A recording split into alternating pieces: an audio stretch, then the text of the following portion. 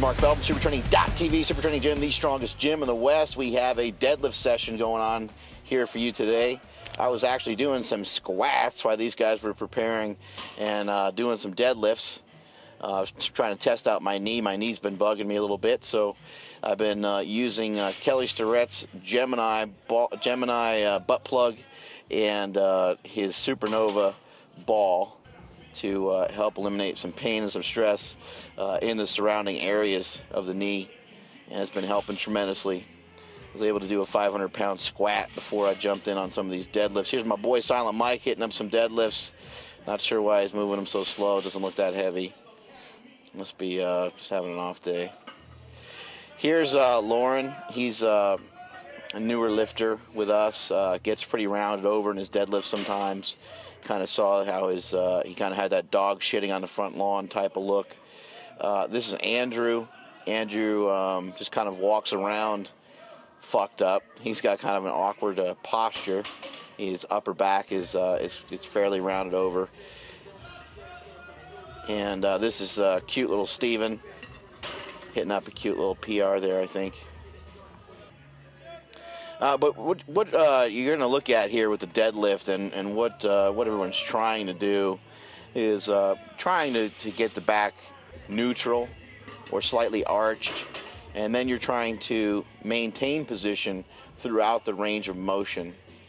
You can see there as Robot sets himself up, he's getting himself tight, and then once he has that tightness, then he's going to really start to engage the pull. You can see Lauren not only has his back rounded, but he also has his head up, and he's just causing a lot of extra strain and stress in some areas that is somewhat unnecessary. He also just has a tendency to just lift too heavy. I mean, you know, on this day he was just going for it. He wanted to go for a 605-pound deadlift, and so that's what he was doing there. But in general, he just goes a little too heavy too often. He also forces the issue a little too much and trains with that rounded back style a little too often. Those of you that have form and have some dysfunction in your lifts, you should only be going through that form, through that bad form, and have some of that dysfunction on occasion. It should be the lesser part of your training, and it shouldn't be the norm. Here's my chubby little self hopping in on some pulls. I started doing some kind of speedy deadlifts. I've been working on kind of a new technique where I grab the bar and go rather than try to situate myself and then go. I've also, since I've been working on some of my sliding surface injuries, since I've been kind of rehabbing and prehabbing some of that shit, I've also been able to get back into a decent sumo position. So Lauren's set should be over. It should have been over long ago. You don't want to encourage these bad repetitions. They do not make you stronger. If they do anything, they may help make you a little tougher. But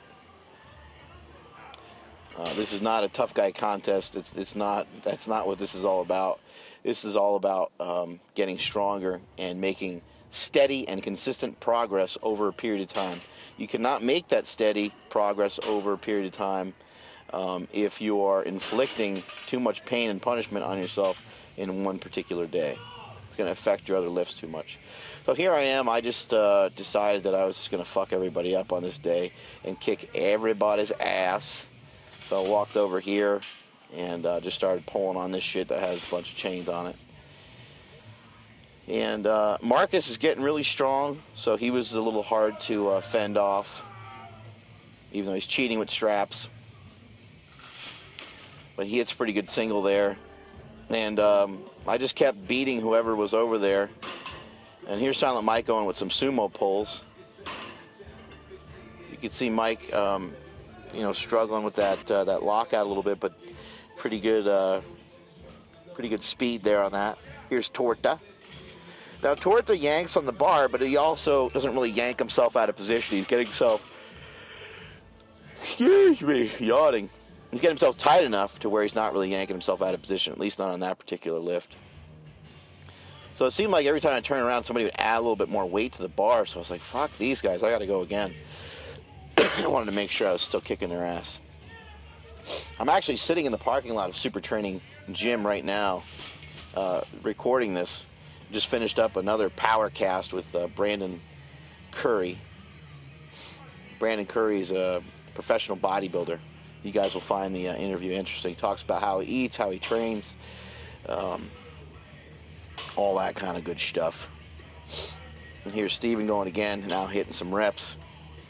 See, this is a little bit more acceptable in terms of the form that you're looking for, and it looked like Steven could have done another rep or two. But just because you can doesn't mean that you should. You actually, more often than not, should not. There's Mike squeaking out 6 plates, sumo.